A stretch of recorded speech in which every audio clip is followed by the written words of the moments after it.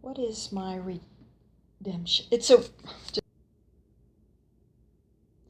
What is my resurrection story? I believe the one I think about a lot is the one that started. I was born into a family of 4 brothers and sisters, and I was the last one, the youngest. So as that alone might give you a hint on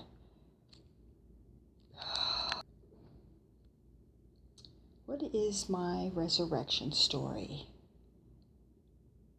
I was born into a family of 4 brothers and sisters.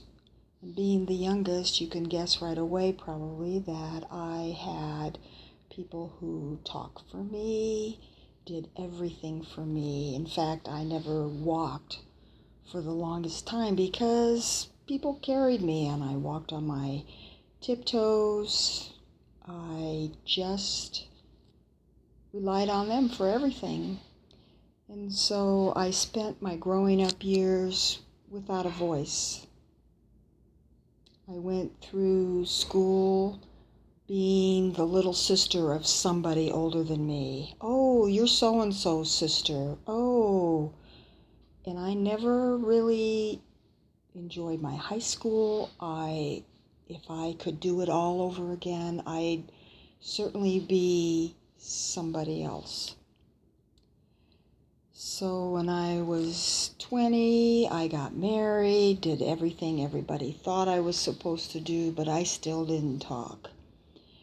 And it wasn't till many years later that I started to come out of that shell and realize that I had a voice.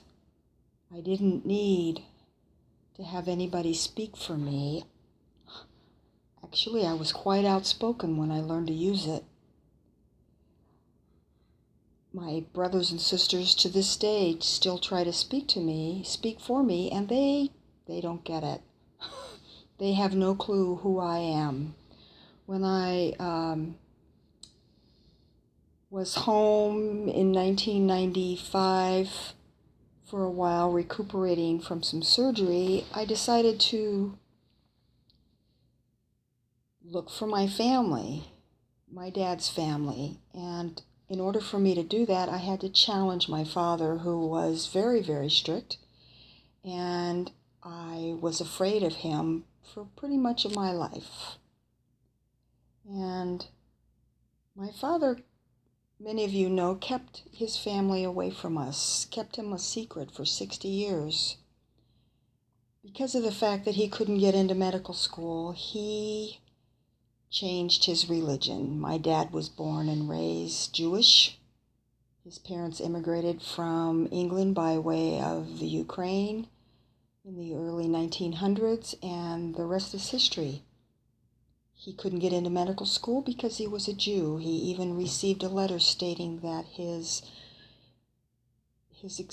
exception to Columbia Medical School was denied because he was Jewish and they had satisfied their Jewish quota.